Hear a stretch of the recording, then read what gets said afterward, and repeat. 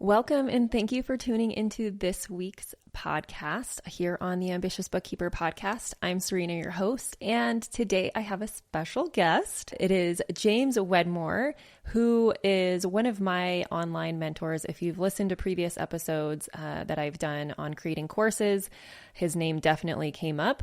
So today I actually have him on the podcast to talk all things about how to become a digital CEO and what that is, how to bring more value to your clients. You know, I love asking entrepreneurs exactly what they value for you to be able to take that back and give to your clients.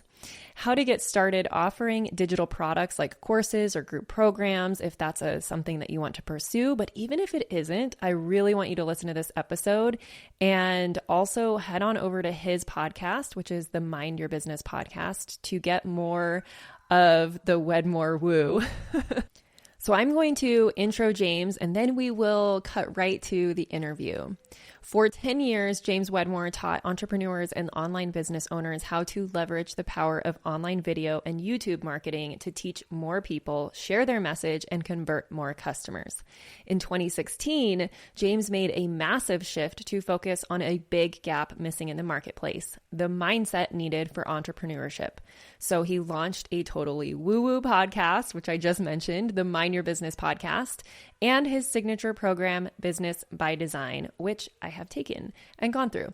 Today, he helps coaches, experts, content creators, authors, not only to craft better marketing messages, but also how to ditch the hustle mentality and create success from the inside out.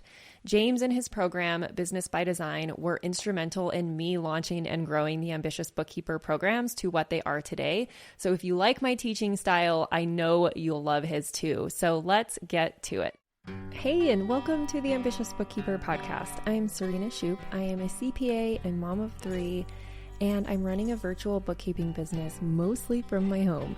You're in the right place if you're a bookkeeper, accountant, or an accounting student, and you know that your purpose is bigger than sitting in a cubicle. If you're ready to learn some actionable tips and strategies to help you start and grow a bookkeeping or accounting business, I hope you stick around. All right, James, welcome to the Ambitious Bookkeeper podcast. I'm super thrilled to have you today. A little bit nervous. Oh, Little, but you know, so I'm supposed to be the nervous one. I'm supposed to be nervous. Well, you've done this so many times, but I'm very humbled and honored to have you on this podcast and to be able to introduce you to my audience. So why don't you go ahead and give everyone the cliff notes of who you are and how you started in this online world we know. We'll start with that. Probably not off to a great start. In fact, I took my accounting 101 class in college and I remember just being like, nope, just like dropped the class. I was like, I don't know why, but it's not for me. But I have been running a business online for the past 15 years. And that business has I've had several businesses, but they've all followed the same model. There's been one common denominator, and that is the model of digital products, of online education, e-learning, whatever you want to call it, doesn't matter. And that's what I've been doing for 15 years. It started in a very different place. I actually went to college. I went to film school. One of the top 10 film schools in the country, fun fact. And instead of going into the film industry, I kind of got my start and my break by teaching video. I was making videos for clients. I was starting as my own service and I was getting paid to make videos. And then, that entrepreneurial bug that bites us, and you're just always like, what's next? What's next? And that's really what makes an entrepreneur, is the difference between a business owner and an entrepreneur, which we have to be both. But the key difference is that if a business owner starts a business and you fast forward 20 years, it's the same business. The entrepreneur is always evolving. The business evolves. And so I went from that service of making videos for clients to teaching videos to clients and built $1 million a year business off of $97 products, courses on the internet. This is back, 12 years ago, teaching people how to make videos on their iPhone, how to use YouTube, and the list goes on and on. And I did that for a really long time. still love doing that, but people started asking me, how the heck are you doing this? Mm-hmm. In fact, I had a friend / client, like a peer in the industry. I was living in my hometown of Laguna Beach, California at the time. And she asked, can I come stay out in Laguna? Cause I had a little casita, second of place on the property. I said, sure. And after a week of staying there, she finally like kind of breaks down. She's like, okay, you just got to tell me, like, what the hell are you doing? She's like, I see you surf half the day. And I think maybe you're working for an hour or something, and your business is way bigger than mine. What the heck are you doing? And I started getting a lot of those questions where it wasn't just like how to do this, but how to do it the right way so that you're not the bottleneck in your business, so that it's actually working, so that it's profitable, and it's not like, burning you out working 12-hour days. And that's when I started teaching it. And that's what I've been doing for a long time today is helping other entrepreneurs transition into creating digital products of any sort, whether it's the online course. We've heard a lot of people about online courses, maybe it's a membership, group coaching. That model is the most profitable business model that you can tap into online, because it allows you to make something once. You create that product once, and then for years you can get into the hands of thousands without physical, fixed costs, physical, inventory or anything like that. It transcends time, because if you are a CPA or bookkeeper, it's still dependent on some level to your time, which means there's only so many clients you can take. There's only so much money you can make, because there's only so many hours in a day. And it's the first way that I saw you can transcend the limitations of time, which means your revenue, your income potentiality is really limitless. And we've been able to take this business to 8 figures. So I get so passionate about talking about all of this from every different angle. And hopefully we can get into a lot of things today. How'd I do? Was that an okay? That was great. Made sense. So you said that the people in the online industry were starting to ask you how you're doing this. Yeah. Were they other course creators as well? Both. I had both. Always both. I've had people that were at it for a long time, because the thing is it really is. I mean, like, it's like the greatest model, and it's so simple, but it's not easy. It's not. There's a difference between simple and easy. Yeah. And I really want people to get that. Simplicity means it can be very clear. Look, here's an example of simplicity. Raise your prices. Mm-hmm. Now, if I asked anyone listening to raise your rates, that's a very simple thing to do. Mm-hmm. No, what are you talking? No. It's very simple. But I'll lose all my clients. Right. It becomes hard because all our stuff comes up, right? What if they cancel? What if they, oh my gosh, I'm so offended. How dare you raise your, that's what makes it hard. And what makes it hard is us, like all our stuff that comes up. And so obviously we have a lot of rewiring and reworking to do in that department, but it's still simple. And this type of business can be boiled down to 2 things that we're always doing. And this is what I've been doing for a very long time. Attract your audience. That's what we're doing. You're attracting your audience. You're attracting your people. You have done a phenomenal job of doing that. You do that partly through this podcast. New people are stumbling and finding you. Mm-hmm. And now they're in your audience. They're in your audience. And we need to do that. And you don't need a ton of people to do that. Anyone who's telling you need like millions of people are dead wrong, because these influencers that have like 2 million followers on Instagram, like, can barely sell t-shirts for $10, right? Yeah. So it doesn't need to be much. And then the second piece is to sell them, your audience, what they already want. Mm-hmm. And when you're doing these 2 things, it's so simple, not always easy, but simple. So yeah, I had a lot of people that were, I've heard of this and I'm trying to do it, but it's not working. And then I had people, and I'll give you a great example of this, that hadn't even heard of this, realized this until they met me. One example, sadly, she passed away. And this was so sad and tragic, but about, I think like 8 years ago, my yoga teacher. And she just knew I was kind of a weird guy. You know what I mean? Like, you must be if you do yoga. Oh yeah. Like hippie yoga coming up, but I'm like driving up in the brand new fancy Tesla, but I'm in like bummy board shorts, It's like, I can't figure, is he a trust fund baby or something? And so she got like intrigued, a little curious, and she found me on the internets, and she pulled me aside one day and she said, I want to do what you do.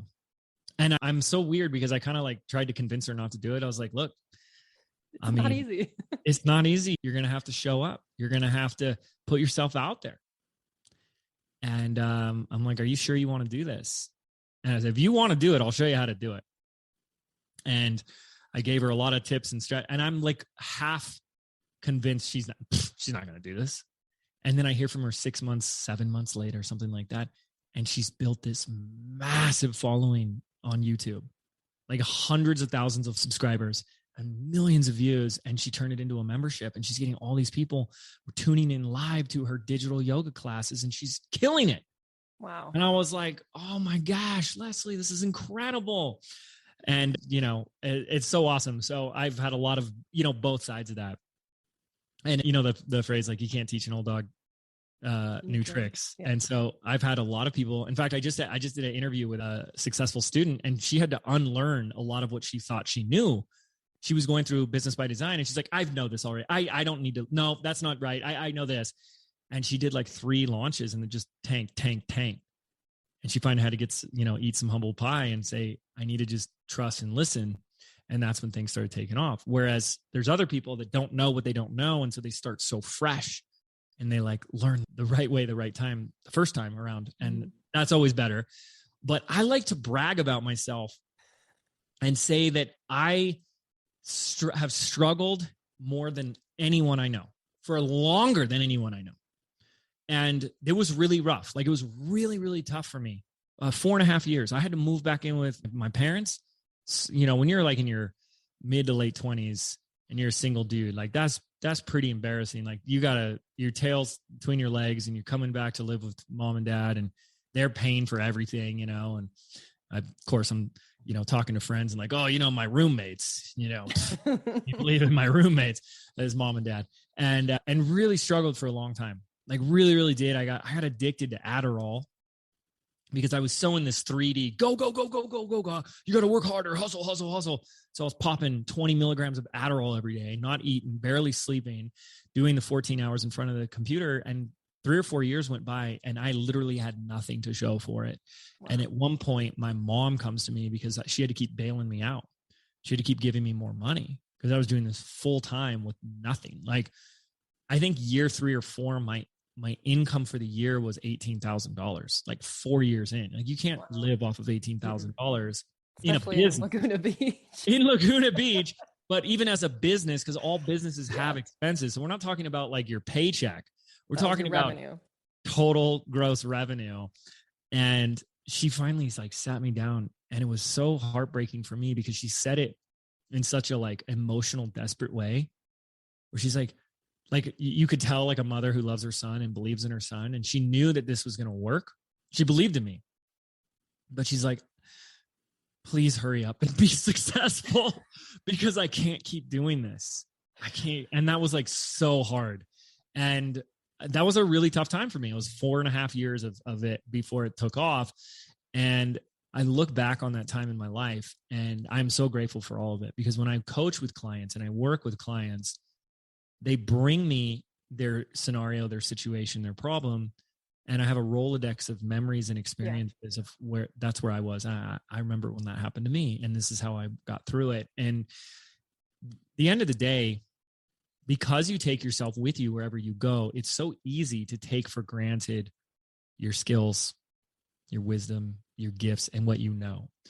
And unfortunately, when you take it for granted, you don't put a freaking price tag on it, and you don't value it.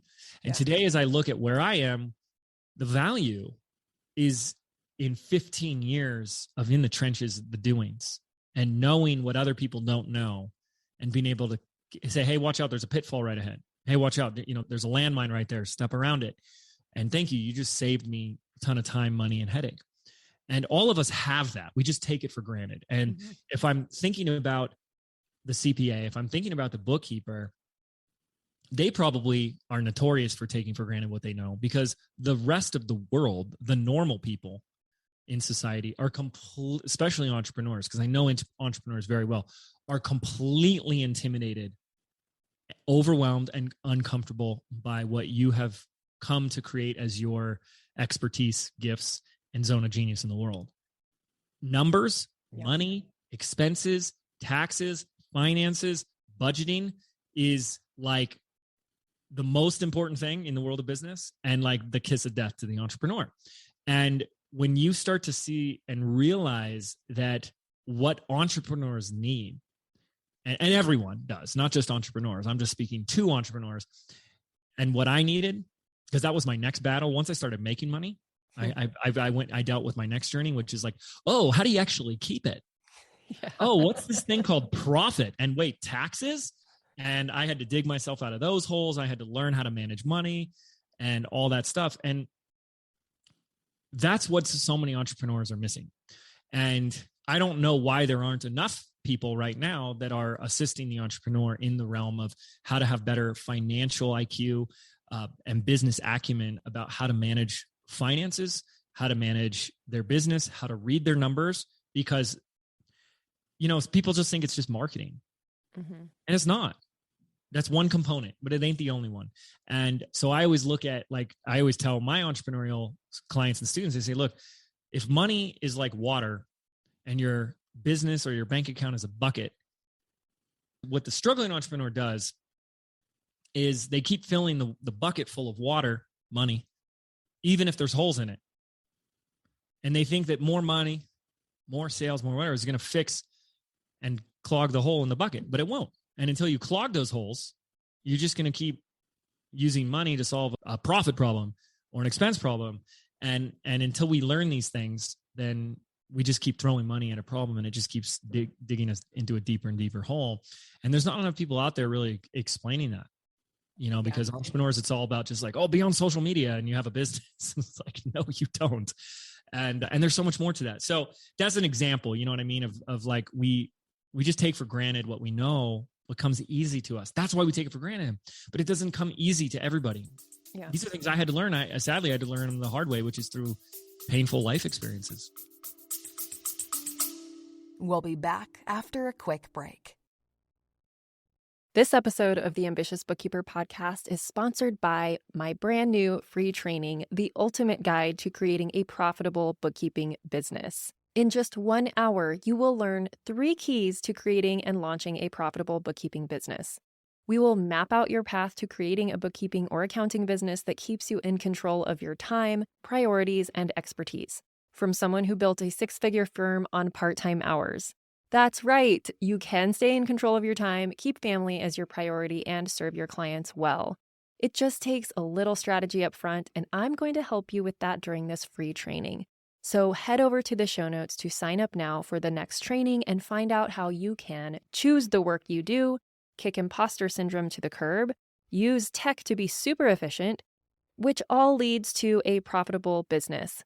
Just head on over to ambitiousbookkeeper.com/training, and I will see you there.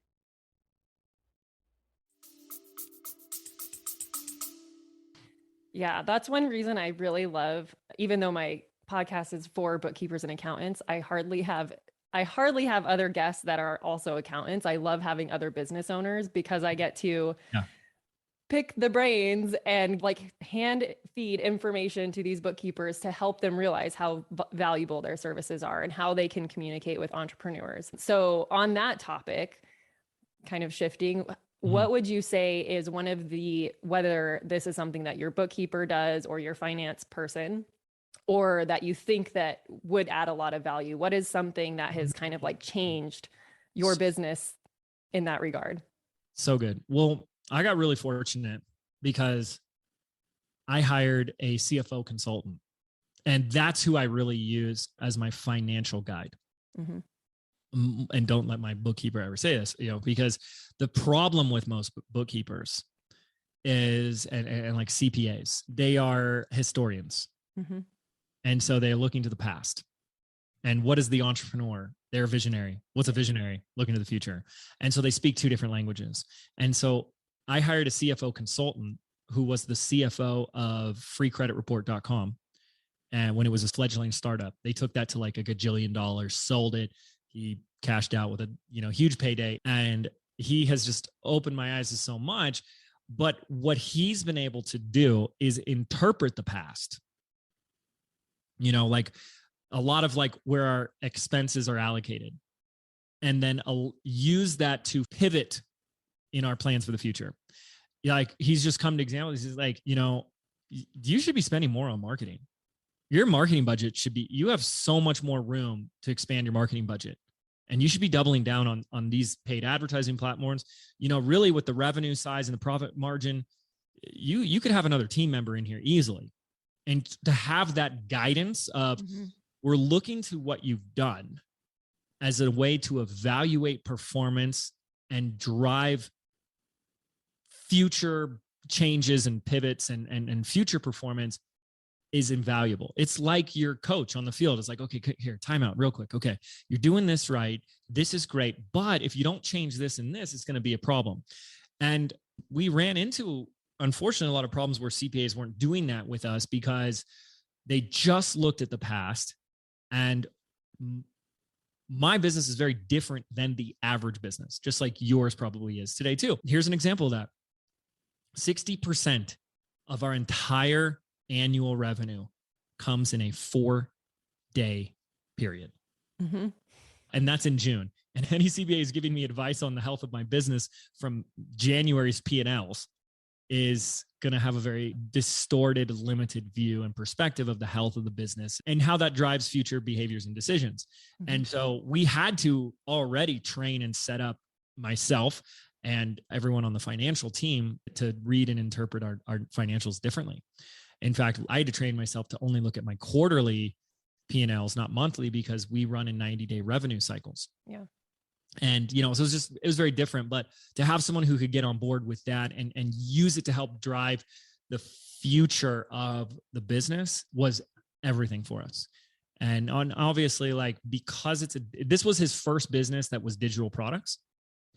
So he was kind of like flabbergasted. CFO.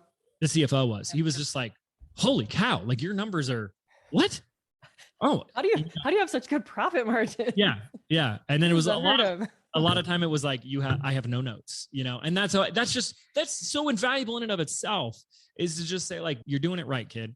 You're doing good was huge. That was huge. Cause, you know, it is easy when you're, you know, to get inside the entrepreneurial brain to just focus on making the sale, growing the business, right?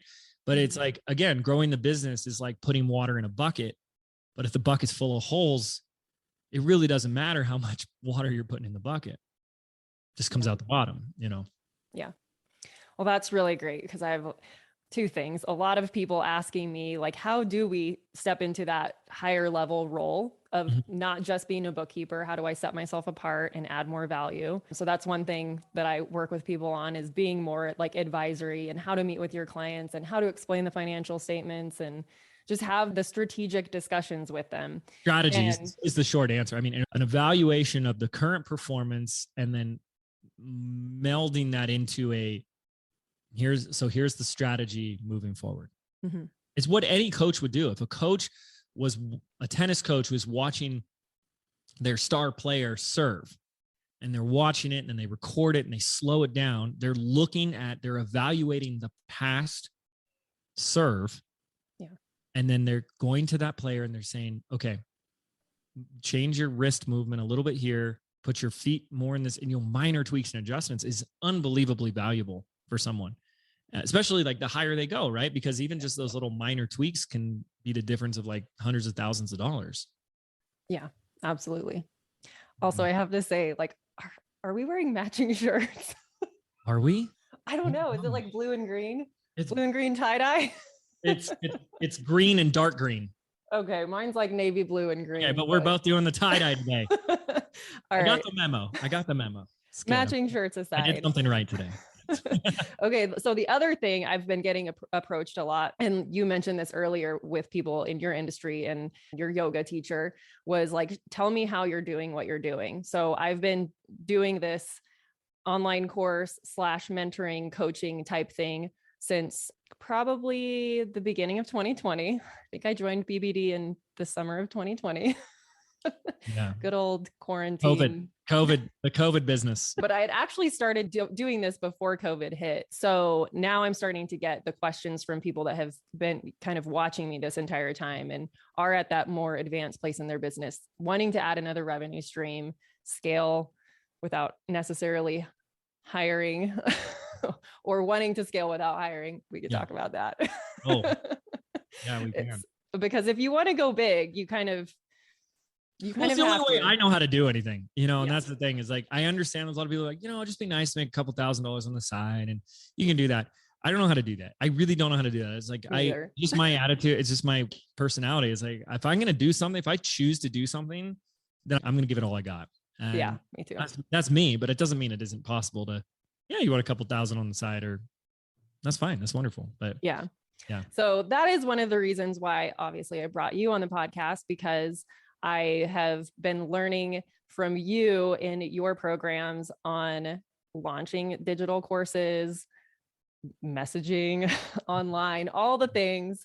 And what better way to share with people than to actually bring my mentor in and share his wisdom. So with that, I'm looking at my questions and I'm wondering where I should go next. Okay, here's a good one. So a couple episodes back on your podcast, the Mind Your Business podcast, you interviewed a couple who actually is in our industry of bookkeeping and accounting, Candace and Jonathan. And you know them personally? I don't, but it was very interesting. It's funny that I don't, because it's like, it feels like a small world, but they're more on YouTube and I don't really do YouTube. So can I interrupt for a second? Yeah. You want to know something funny before you finish your question? That episode is from 2020. What? And she reached out to me because we become good friends. And she goes, hey, so I don't want to be awkward or weird, but did I do something?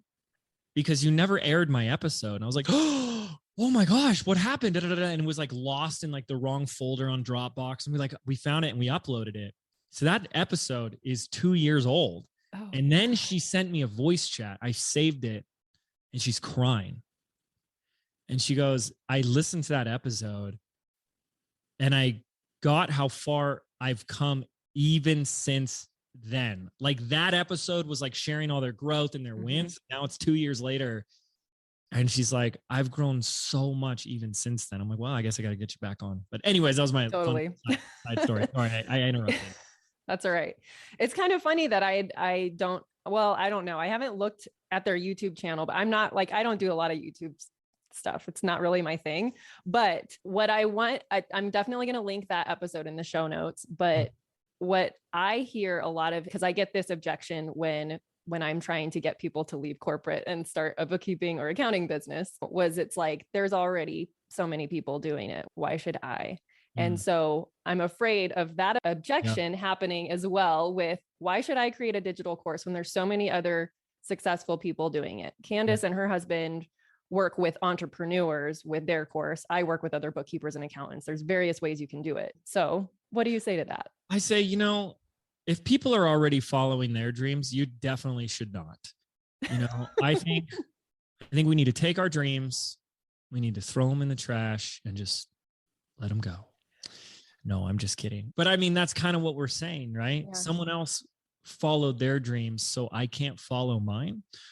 And so what am I supposed to do? Should I go tell all those people to stop so that you can start? And sadly, look, those questions, we have to, if I can go deep with your peeps, we have to begin to recognize that those thoughts are not really your own. Those questions are not really your own. They're coming from a part of you that uses fear masked as logic to keep you safe. As long as there is this voice in your head saying, don't bother doing this because someone else already is, then guess what? You won't do it because that's a pretty logical reason, because it's already been done. It's kind of like there's someone you're attracted to. You're like, oh, I really like that person. Oh, but why ask them out? They're already dating somebody. But that would make sense. Yeah, maybe they're already with someone, but that's not how this works. Do you know how many millions and millions of people are out there in the marketplace and one person is supposed to serve all of them? Yeah. What? There's this great quote that I love, and it says, it's something to the effect of, I don't know what the key to success is, but the key to failure is trying to please everybody. And when you step out to create a digital product, what you're really doing first is creating a personal brand.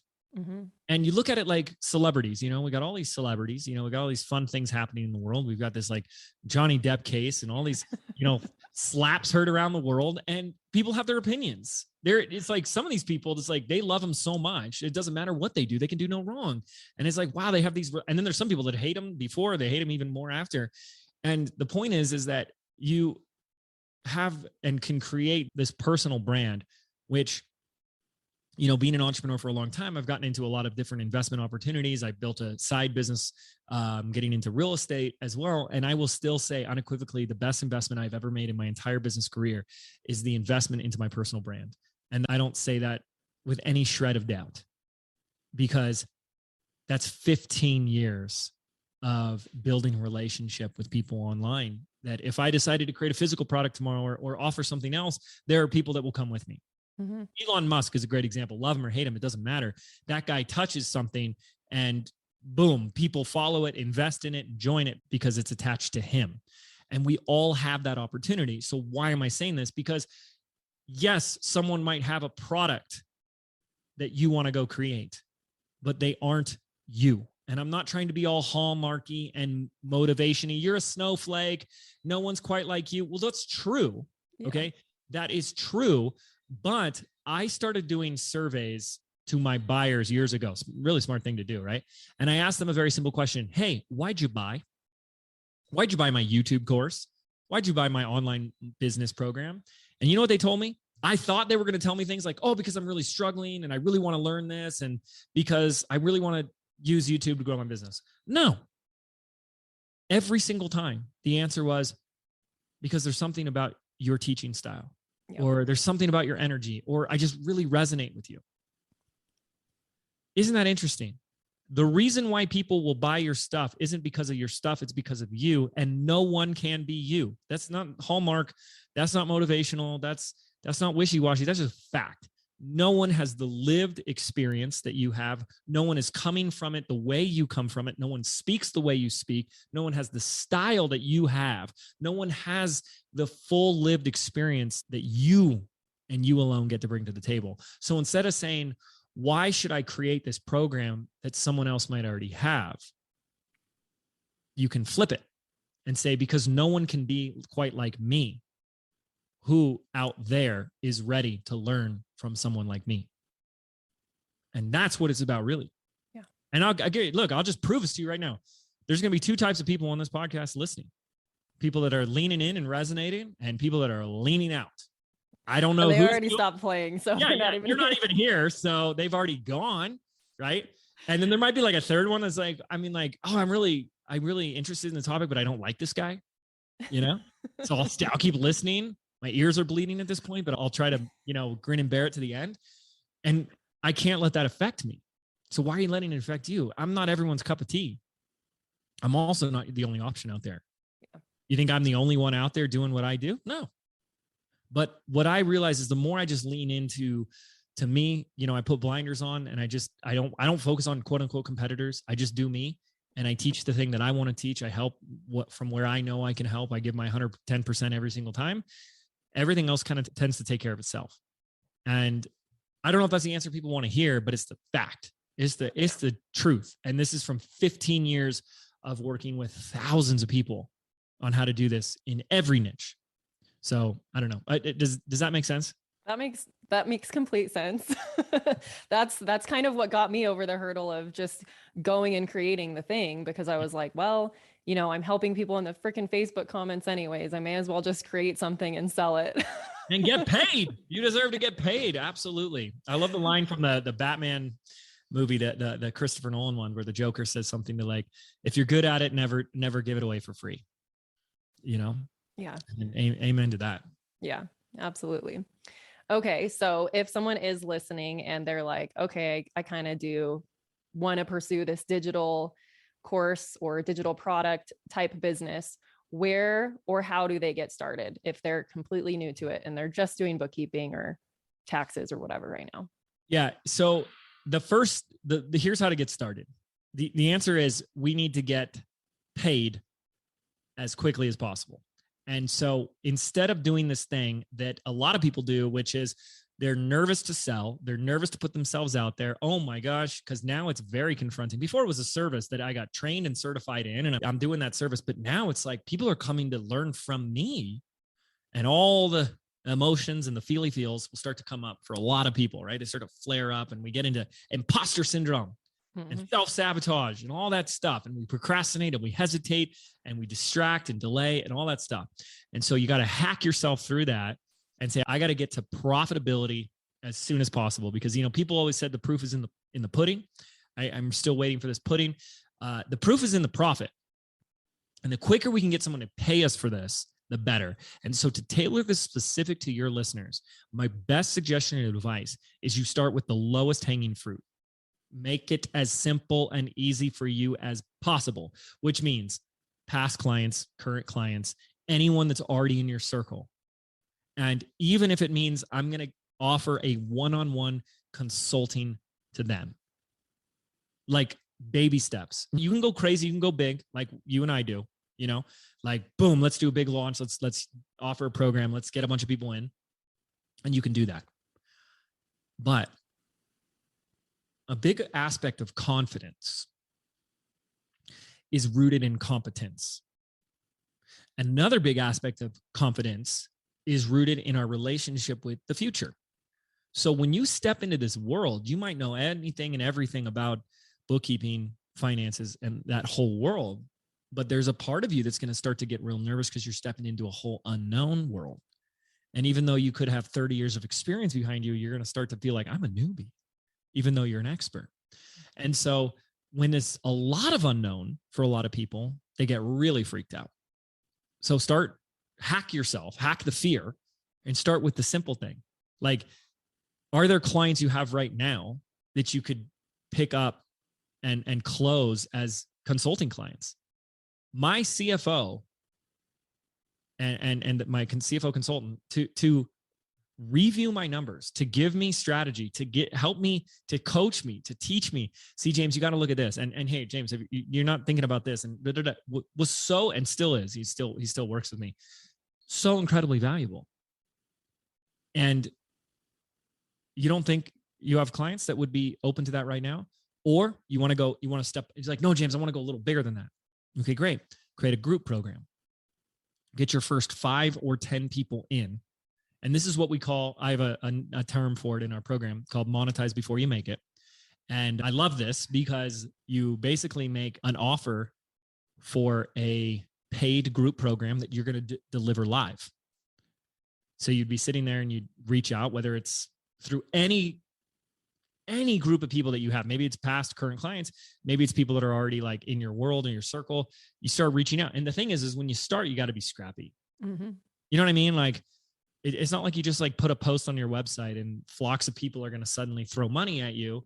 No, this takes time. You're building something, but you already have people that know you and have a relationship with you.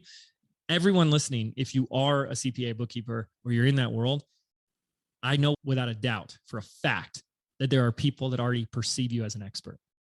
This person knows what they're talking about. They know more than me about this.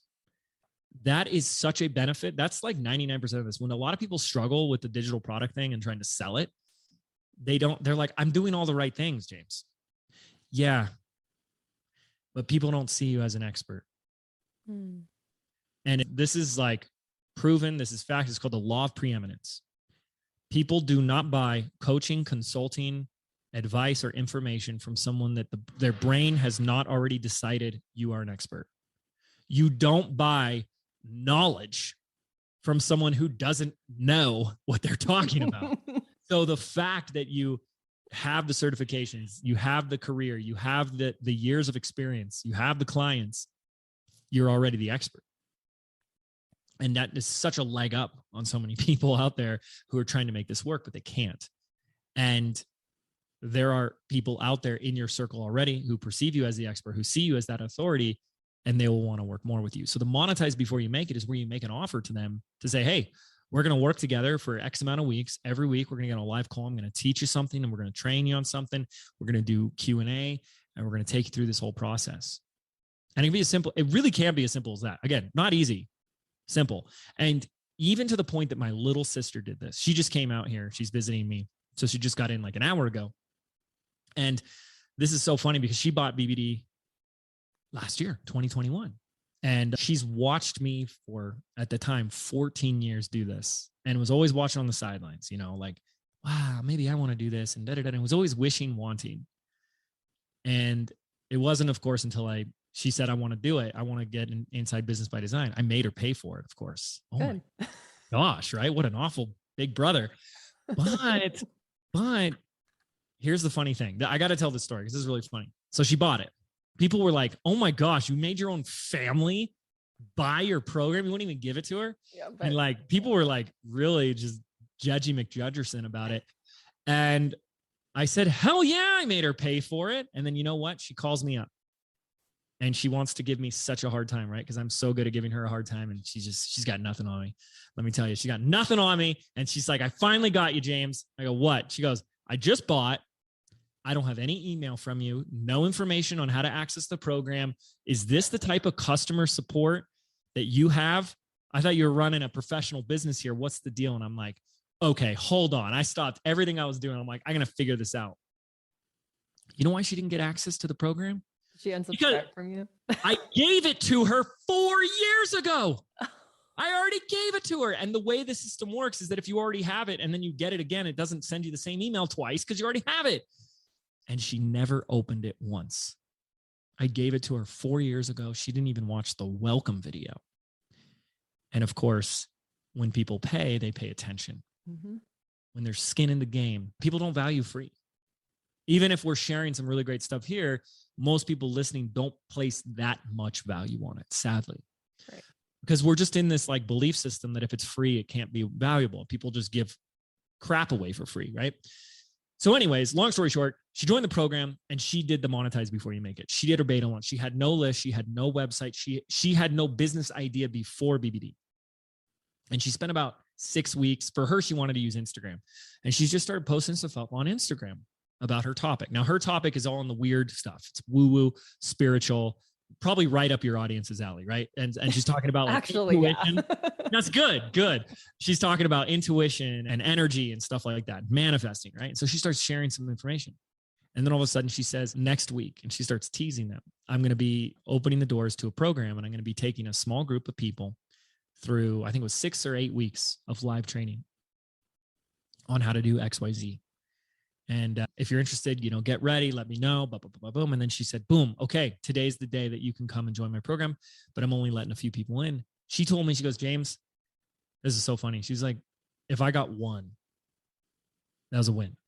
She charged $111. Easy. She goes, if I got one, I'd be happy, but my goal is 3. Well, she got 9. And then amazing. A week and a half later, and then 2 weeks later, 2 additional people reached out to her and said, I've heard nothing but amazing, great things from your program, from the other people going through it. Can I join? She got 11 people. Wow. And then and it's really cool. She had no list. She had none of that stuff. And she got her 11 people in, and she sent me this text. I'd have to find this. And she said to me, and it was like, it's beautiful. It was like kind of sad at the same time, but because she's married, she has 2 of the most amazing kiddos in the world. And she said, this is the happiest I've ever been in my entire life. And I'm the happiest because I feel like I finally found my purpose. Like I'm doing what I'm supposed to be doing. And this is it. This is it right here. This is it. I can feel it. Mm-hmm. And that's so awesome because that's what my purpose is. It's like helping people find their purpose.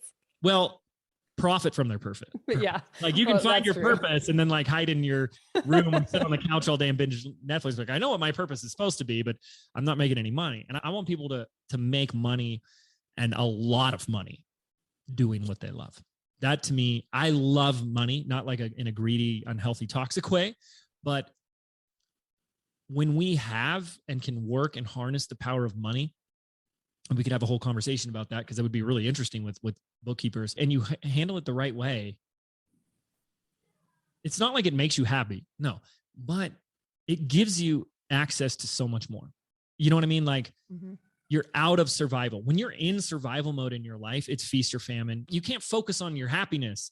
That's the thing is like, oh, money doesn't make you happy. No, of course not. But it's really hard for someone to maintain a level of happiness if they're about to lose their home or their car, or they can't pay their bills. And that's really hard. And that's really scary for someone. And when you can transcend that and be in control of your financial destiny, when you can create and cause money on demand, that changes everything for the quality of your life, your emotional state. You're not in stress, fight or flight mode. And I was for a really long time. Mm-hmm.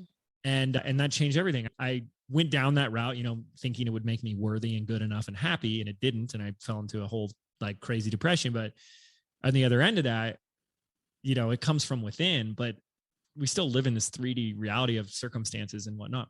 So anyways, she did her second launch and she doubled sales again. And you know what? And I gave her such a hard time. She didn't even follow the business by design process. I said, Jill, what was your launch strategy? And she's like, what do you mean? I just did the same thing I did before. I said, what? No, now you got to plug the launch process in, right?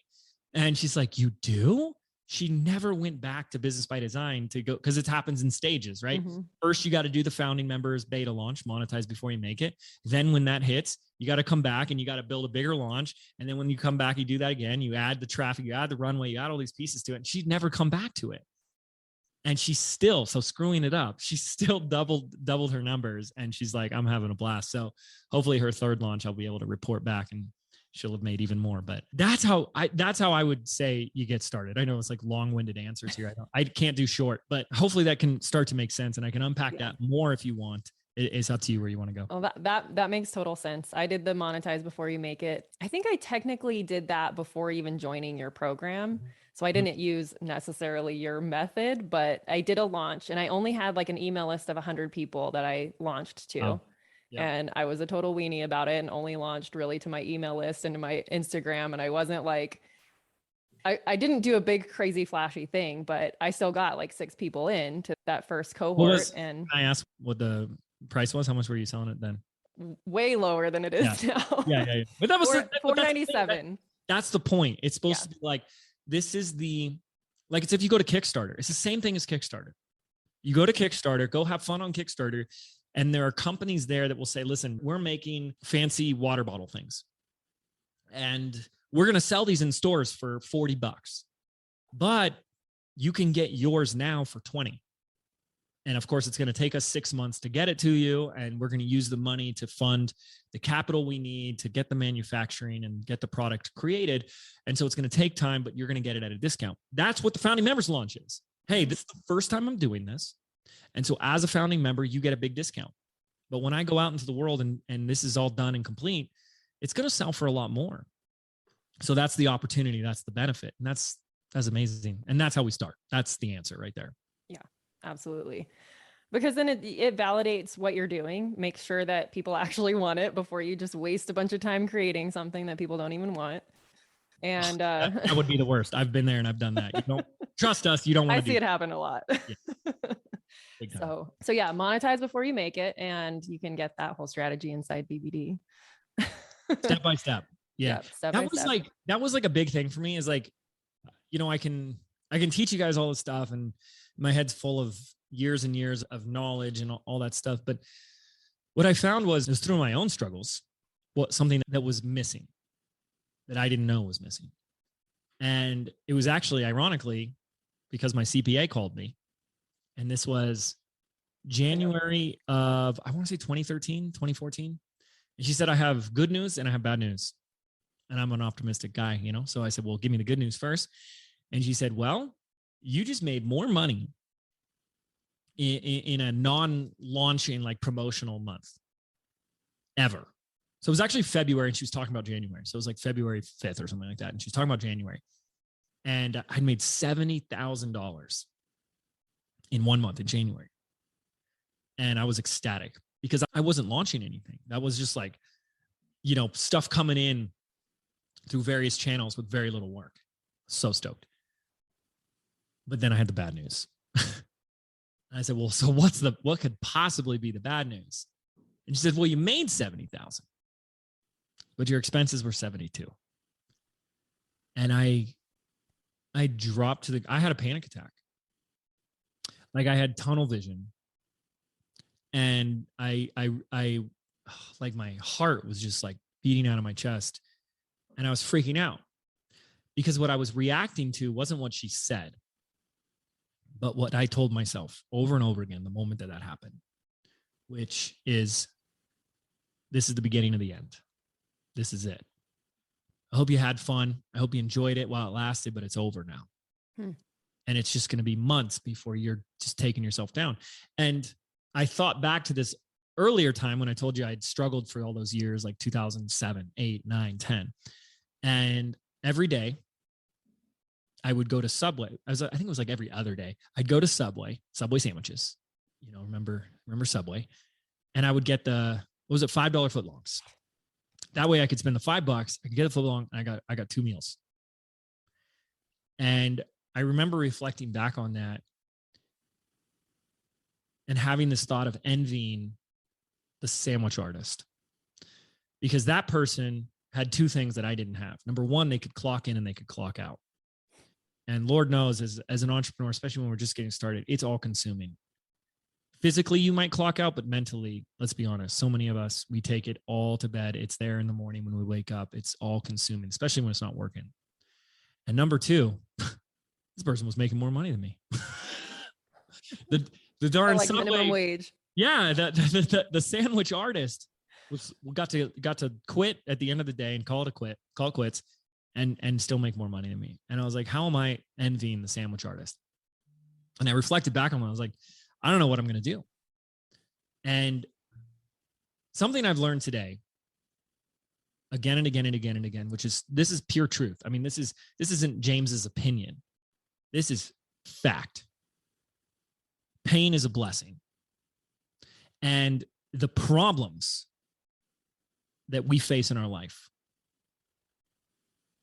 occur for us, for our own growth. And today it's easy because I know that, so I can move through it and learn it faster. But the pain is a blessing, because pain is the only time we pay attention. That's why there's pain in the body, to draw your attention to say, hey, something's wrong here. A lot of us, not all of us, but a lot of us don't recognize our body or our sensations or how we feel in our body until something's wrong. And then that's when we do something about it.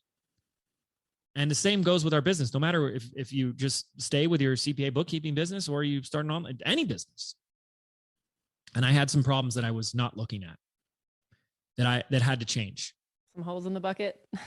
Some big holes in the bucket. And here's what they were. I was too much an entrepreneur. Have you watched this WeWork show on Hulu yet? No. You guys all got to watch it. It's Adam Newman, I think his name is. He's the founder of WeWork. You're familiar with WeWork, right? They were never profitable. They ended up having more real estate in Manhattan, New York City, than any other company ever. They were called a unicorn company. They were the second most valued, highest valued private company, like in the history of companies. And they were total train wreck disaster. And the entrepreneur, Adam, is that stereotypical entrepreneur cranked up times 1,000. Very untrained. What's the word? Just unleashed. Like he was buying water parks and schools and just like the most ridiculous stuff, right? And then just spending. I mean, I think they were going through $110 million a week, just burning, right? And just didn't know how to run a business. And it was all about vision and fluffy words. And I think entrepreneurs all could see a little bit of themselves in that. And that was me to a degree. And if I didn't want to deal with it, if it was a problem in my business, I didn't want to deal with it. You know what I did? I threw money at it. Someone else go fix it. Someone else go do it. And that caught up with me to the point that I was losing money.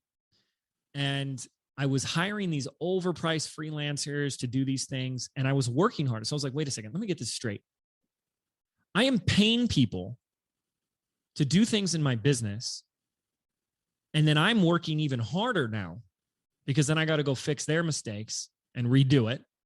And then they're actually making more. I mean, this is a true story. They were making more money in my business than I was by far. I'm like, they're walking home with $4,500 a month and I'm negative.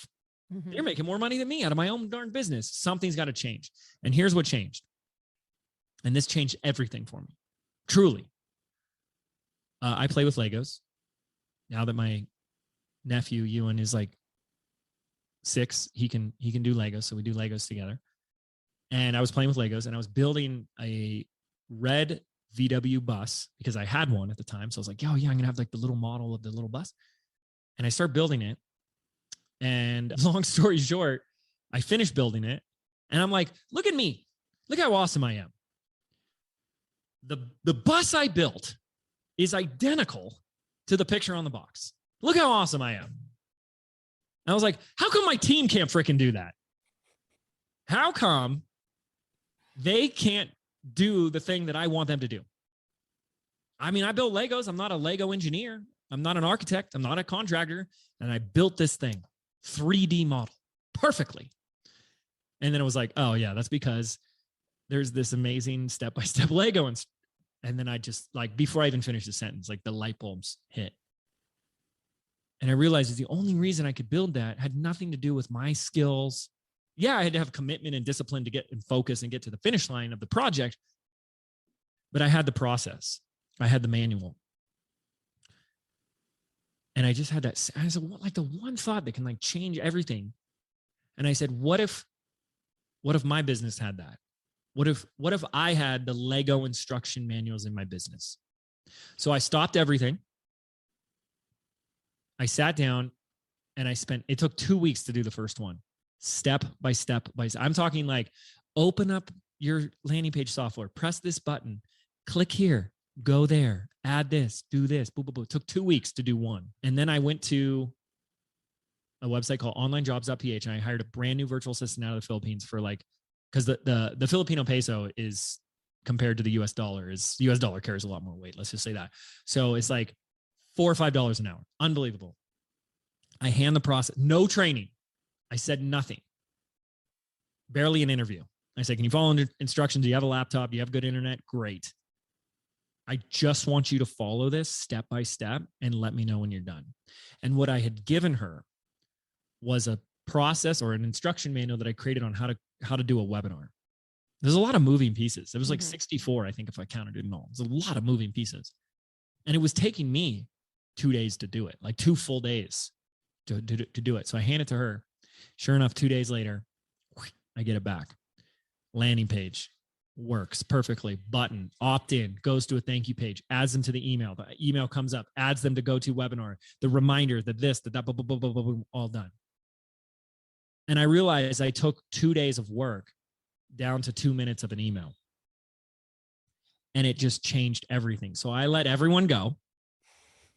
All these people that said, I know how to do it. If you pay me enough money, I'll figure it out myself. And I said, no, I'm going to create the structure on how to do this. And I'm going to hire the people, and they're going to follow my Lego instruction manuals. And that's what I did.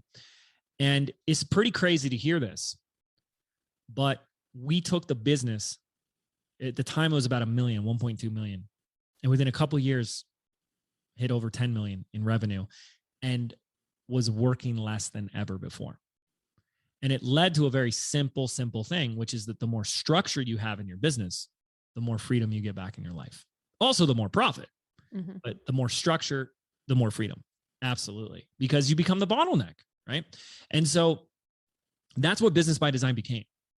I did all this before I had Business by Design. I was teaching my YouTube stuff and my video stuff, and that was the business. And then I realized, if this transformed everything in my own business, I think other people need to see this too.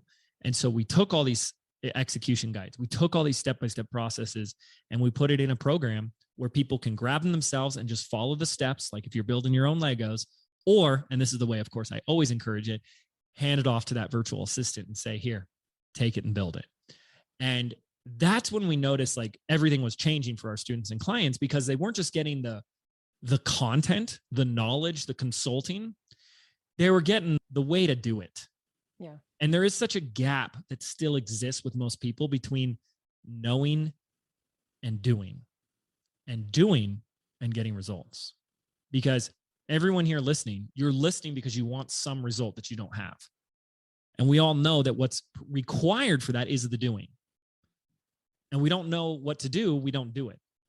And if we don't do it the right way or do it at all, we never get the result. So I wanted to give people the knowing how to do it, what to do it, and a way, an environment, a process where it's actually possible to finally freaking do it. So that was basically like the inception and the origin of BBD. So yeah, hopefully that makes sense. Yeah. I've heard these stories before, but my audience probably hasn't. Yeah. They're still really awesome to hear every time. Okay. So where are we at time? We are pretty much at time. So I don't want to take you away from your sister visiting. And so with that, Thank you so much for coming on my podcast. Super honored and sharing all of this with my audience. Where is the best place for them to connect with you, or what you got going on? Yeah, I got a couple of places. First of all, since you're already listening to a podcast, if you like podcasts, I do invite you to come over and check out an episode or two of mine. It's called the Mind Your Business Podcast. And really what the conversation I have over there is for any entrepreneur. And it's always a conversation that's like less about, here's just what to do, but more of like how to be and overcoming all the things that we deal with as entrepreneurs, whether it's like, productivity or self-sabotage, imposter syndrome, or just like the psychology of pricing and scaling and how to be a better leader and a better manager and a high performing entrepreneur. And I love having all those conversations because I think that's just like at the core of it, what always jazzes me up is like how to unleash higher levels of performance. And business and entrepreneurship is the game and the environment to do that. Sky's the limit. And then if you are listening and you want to learn how to create, to launch, to scale a business around a digital product, whether it's your first one or your next one, maybe you're still not sure what that topic should be, or maybe you put something out there, but it's like not selling. We're doing a 3-part live training workshop this June 2nd. It's called the Rise of the Digital CEO. And I do this once a year, every year. And the shortest, simplest version of what you're going to experience when you go through this is I just show you the whole business that we built. I show you what we do at every step, how we do it, how we're able to generate, $10, $11 million a year selling digital products. And it's a pretty mind-blowing process because a lot of the things that happen behind the scenes, like people don't really notice or recognize. And on top of that is a very holistic plan. So you're going to get a lot of people who talk about like, oh, you just need to be on Instagram, or you just need to do this one thing, or if you just have this or do this, then you'll be successful. And that rarely works. That's like saying, the secret to an apple pie is just to have great apples. It's like, yeah, but you need all the other ingredients as well to get the end result. And so we just give you the whole recipe. And it's a good time. It's really fun. We do it live. We have an in-person studio audience. So I have guest entrepreneurs in the studio that you get to learn, and I coach them alongside the whole training, and you get to see them in various different niches and different types of products at different stages in their business as they're going and growing as well. So that's called the Rise of the Digital CEO, because no matter what business you're in, there is a role that your business needs for you to fill, the highest value role that's sitting there waiting for you. And that's the role of the CEO, the digital CEO, because the role that you fill determines the results that you receive. And if you want better results, well, we got to elevate to a better role. So yeah, that's kicking off June 2nd. Awesome. Exciting.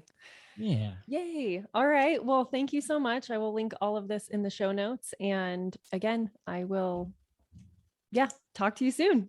Awesome. Thanks, Serena. And thanks everyone for listening. All right. Bye. Thank you to everyone who helps make this podcast possible. Content and interviews are produced by me, Serena Shoup. Our intro and outro music is written and performed by my brother, Ian Gilliam. Editing is also by Ian using his awesome sound engineering skills along with Descript software. Hosting and publishing is by Buzzsprout. And you can check out the show notes for links to all of these amazing resources and resources mentioned in the episode. Be ambitious.